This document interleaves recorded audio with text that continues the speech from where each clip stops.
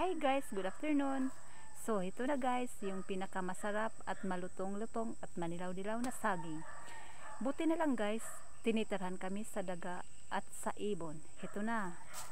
May nakita pa nga kami na medyo kinakain nila guys.